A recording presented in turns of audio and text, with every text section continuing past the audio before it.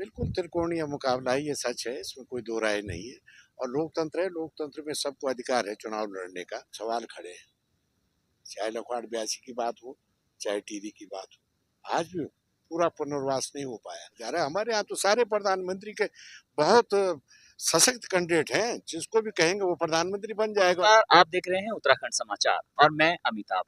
आज हमारे साथ मौजूद हैं टिहरी लोकसभा सीट से कांग्रेस प्रत्याशी जोत सिंह गुंसोला जी। लोकसभा चुनाव समाप्त हो चुके हैं उत्तराखंड में और अब सारे प्रत्याशियों की जो किस्मत है वो ईवीएम में बंद हो चुकी है।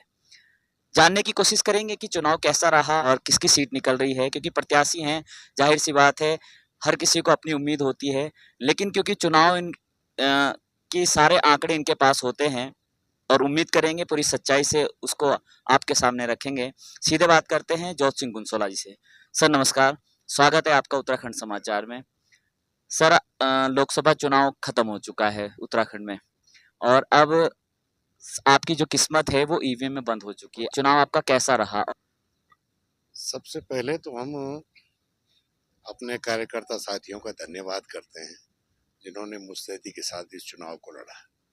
और टिहरी संसदीय क्षेत्र की जनता का मैं हृदय की गहराइयों से धन्यवाद करता हूं कि ये चुनाव बहुत शांतिपूर्ण संपन्न हुआ और उसके लिए सबका सहयोग वांछनीय था और सबने इस शांति बनाए रखने के लिए सबने जो है कार्य किया। कुछ चीज़ें जरूर सामने आई हैं कि इलेक्शन कमीशन उसका संज्ञान लेगा कि कुछ लोगों के नाम वोटर लिस्ट में नहीं आ पाए, या आए तो किसी का किसी अलग बूथ में था, किसी का परिवार का कहीं और था। तो ये सब चीज़ें कुछ कमियां देखने को मिली है, तो उनका सुधार आने वाले भविष्य में अवश्य होना चाहिए। ये संज्ञान इलेक्शन कमीशन को लेना चाहिए। जनता मन बना चुकी थी कि इस समय टिहरी संसदीय क्षेत्र जो है सीट नंबर 1 है और सीट नंबर 1 में ये परिवर्तन कुछ दिखाई दे रहा है। और वो परिवर्तन टिहरी संसदीय क्षेत्र तक ही नहीं रहेगा, बल्कि वो दिल्ली तक जाकर रुकेगा कि इंडिया अलायंस की सरकार बनेगी और एक जिम्मेदार और जवाबदार सरकार बनेगी। और यही स्थिति इस टिहरी संसदीय क्षेत्र में भी दिखाई दे रही है। अब चुनाव प्रतिशत कम हुआ, ये भी ऐसा लग रहा है कि सरकार के वो तमाम निर्णय जो कि इस उत्तराखंड के परिप्रेक्ष्य में बहुत निर्णायक साबित नहीं हुए, चाहे वो बेरोजगारी का मसला हो, चाहे नौकरी का मसला हो, चाहे वो तमाम पहलू हों जिन पर महंगाई की बात हो रही है, महिलाओं के साथ इस तरह का अत्याचार व्यभिचार हो रहा है, अंकिता भंडारी का नाम का केस बहुत लंबे समय तक इस उत्तराखंड की जनता ने बराबर इसको लिया है और उसके परिवार के साथ जो है आज भी न्याय नहीं हो पाया है। तो ये सब तमाम पहलू थे जिन पहलुओं को पर ये कह सकते हैं आप कि भाई चुनाव में ये बातें जरूर उभर कर आई हैं। क्या वजह है गुंसोला जी, जब चुनाव आते हैं तभी ऐसे मुद्दाओं को उठाया जाता है? कांग्रेस जो जनहित के मुद्दे हैं, जो सरकार से सीधी लड़ाई होती है, वो नहीं लड़ पाती। कांग्रेस इसमें कमजोर क्यों दिखाई देती है? अंकिता भंडारी का मामला हो, जब चुनाव नजदीक आया तभी लोग सड़कों पे आए कांग्रेस के। उससे पहले कहने का मतलब ये है कि कांग्रेस हमेशा पीछे क्यों रह जाती है सीधा सरकार का विरोध करने में? ऐसा नहीं है। पिछले उसे इस अंकिता भंडारी के केस में तो सबसे पहले अगर कोई आया है तो कांग्रेसी ने जो है इस बात को उठाया और प्रखर तरीके से उस बात को मुकाम तक पहुंचाने की बात की। अदरवाइज कोई दूसरे संगठन बाद में जुड़े इसमें।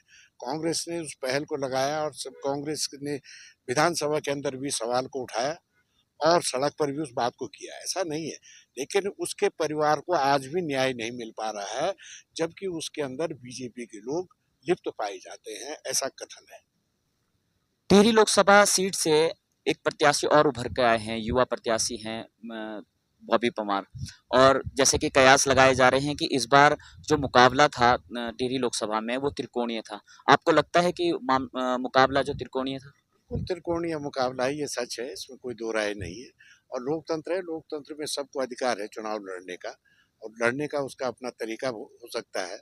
हम लोग पार्टी के प्रत्याशी रहे हैं, हमारे पार्टी के जो राष्ट्रीय मुद्दे हैं उनको लिया, स्थानीय मुद्दों को लिया, उनके भी अपने मुद्दे रहे। तो जनता तो ये मन बना चुकी होगी कि परिवर्तन होना है।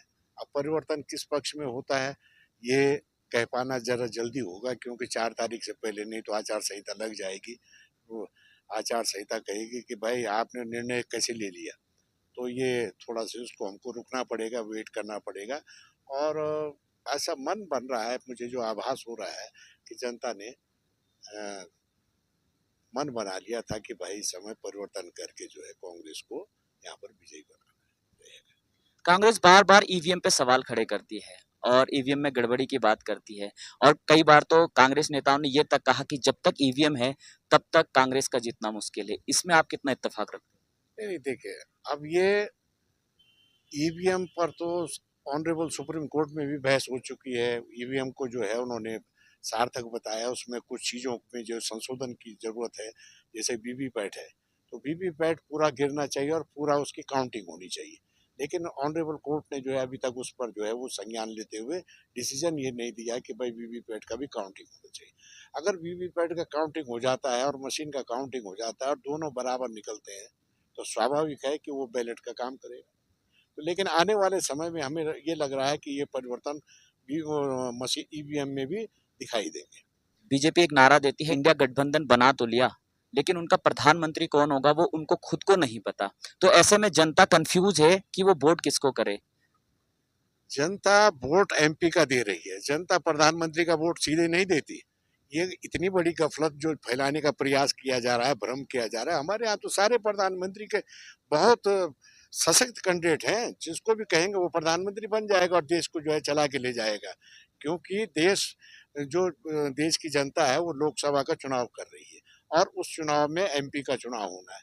एमपी तब जाके चुनाव में जो है जिस भी दल की सरकार बनेगी उसका प्रधानमंत्री उनके बीच में से बनेगा। और इंडिया अलायंस जो है इस समय बहुत मजबूती के साथ ऊपर निकल के आ रहा है और जिसको भी प्रधानमंत्री का आदेश होगा वो पार्टी तय करेगी उस समय।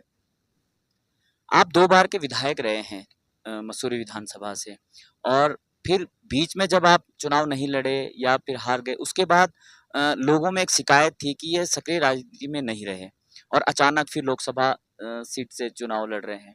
तो जनता में जब आपने सामने गए तो आपने क्या फेस किया? क्या आपको शिकायत की जनता ने इस बारे में? मैं कांग्रेस का एक कार्यकर्ता हूं और एक सिपाही के नाते जब भी कांग्रेस ने हाईकमान ने आदेश दिया कि आपको ये काम करना है, उन्होंने मुझे विधायक का चुनाव लड़ाया, मैं विधायक का चुनाव लड़ा। उन्होंने सांसद का चुनाव लड़ने के लिए कहा, मैंने सांसद का चुनाव लड़ा। और मुझे कहीं जनता की ओर से और किसी भी कॉर्नर में ये नहीं लगा कि मैं कोई नया आदमी हूँ। मैंने पार्टी के लिए तब भी काम किया, अब भी काम किया और आगे भी काम करते रहेंगे। तो ऐसा कोई नया नया संदेश देने की आवश्यकता इसमें नहीं थी और लोगों ने इस बात को सराहा है कि एक पार्टी का एक कार्यकर्ता को जो है हाईकमान ने जो है इस समय अवसर प्रदान किया, उम्मीदवार बनाया और लोगों ने हाथों हाथ में लिया। हमारे सारे शीर्ष नेतृत्व तो प्रदेश के शीर्ष नेतृत्व तो सबको इकट्ठा होकर सबने अपने अपने विधानसभाओं में काम किया और ये पहला अवसर है कि जो कि सारे लोगों ने, नेता भी और कार्यकर्ता भी एकजुट होकर जो है अपने अपने क्षेत्रों में लगे रहे। तो मैं उन सब का साधुवाद करता हूँ, धन्यवाद करता हूँ। टिहरी लोकसभा सीट की अगर हम बात करें तो वहां पर अक्सर वहां की जनता ने राज परिवार को हमेशा विजयी बनाया है और उन पे बहुत ज्यादा विश्वास किया है। ये जो क्षेत्र है वो अभी भी बहुत पिछड़ा हुआ है, वहां भी आप आज भी जरूरत की जो चीजें हैं उनके लिए लोग लड़ रहे हैं, जूझ रहे हैं। इसकी क्या वजह समझते हैं आप? इसकी ये है कि आपका जो लोकसभा का जो उम्मीदवार है या जो लोकसभा के सांसद रहे हैं, उनकी जवाबदारी और जिम्मेदारी बनती है कि वो जमीनी मुद्दों से जुड़ें, उनका हल निकालें। 12 साल से जो है इस टिहरी संसदीय क्षेत्र में बिल्कुल सूखा पड़ा हुआ था, विकास के नाम की चीज़ें उभर के नहीं आ पा रही थी। उदाहरण के लिए देखिए, 42 किलोमीटर का एक टिहरी लेक है, झील है, जो कि विश्व स्तरीय बन सकती थी। इसका मास्टर प्लान बनाया जाना चाहिए था और मास्टर प्लान बनाकर जो है 4 छोटी-छोटी टाउनशिप जो है डेवलप की जाती और उस टाउनशिप में जो है स्थानीय लोगों को रोजगार होता, नौजवानों का पलायन रुकता और उस वहाँ पर कारोबार की स्थिति बनती। एक छोटा-सा उदाहरण है, लेकिन 10 साल, 12 साल में इस पर कोई ध्यान नहीं दिया गया। यही तो सवाल वहाँ के लोग पूछ रहे हैं।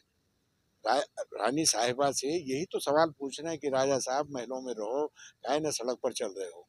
क्योंकि बेरोजगार खड़ा है, वो पलायन की बात कर रहा है। अगर उसके लिए कोई परियोजना लाई जाती, कोई उद्योग, छोटा उद्योग, पर्यटन उद्योग, कोई उद्योग लगता, तो शायद संभवतः हो सकता था कि उसको रोजगार के अवसर मिलते। आपने देखा होगा कि कोरोना के टाइम में सारे लोग वापस आए, लेकिन यहाँ रोजगार की व्यवस्थाएं नहीं बनने से फिर अपने अपने उन प्लान में जाना पड़ा लोगों को। तो आज आवश्यकता इस बात की है कि वहाँ पर कुछ योजनाएं ऐसी दी जाए, चाहे हमारे देखिए अब तमाम विद्युत परियोजनाएं बनाई, सब कुछ उसका लाभ मिला, लेकिन उसके लाभ के साथ साथ जो है पुनर्वास में अभी भी सवाल खड़े हैं।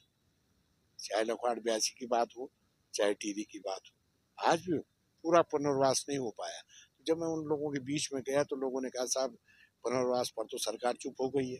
तो हमने कहा भाई आपने सांसद ही ऐसा मुखर सांसद भेजते ना, अगर आपने मुखर सांसद चुना तो हम आपकी बात को वहां उठाएंगे कि भाई ये पुनर्वास क्यों नहीं हुए, पूरे तरह विस्थापन क्यों नहीं हुआ, क्यों नहीं इनके रोजगार की बात की गई। तो ये तो तभी उठाया जा सकता था, नहीं हुआ। आपने 12 साल तो बहुत पीछे आप लोग चले गए। उत्तराखंड में 5 सीटें हैं। आपको क्या लगता है कि कांग्रेस पांचों में से कितनी सीट जीत पाएंगे? और अगर आप कांग्रेस कहते हो तो इसकी वजह क्या है? नहीं, हम तो अभी आप आंकड़ों और आकलन के हिसाब से तो कांग्रेस 5 सीटें जीत रही है, क्योंकि हर जगह जो मुकाबला है वो त्रिकोणीय बनता चला जा रहा है, और त्रिकोणीय मुकाबले में जो है कांग्रेस अव्वल रहने की संभावना है, और यही हमको जो है भरोसा और विश्वास है। तो ये थे हमारे साथ टिहरी लोकसभा सीट से प्रत्याशी जोत सिंह गुंसला जी। आज के लिए इतना ही, फिर किसी खास शख्सियत के साथ मुलाकात कराएंगे, तब तक के लिए धन्यवाद।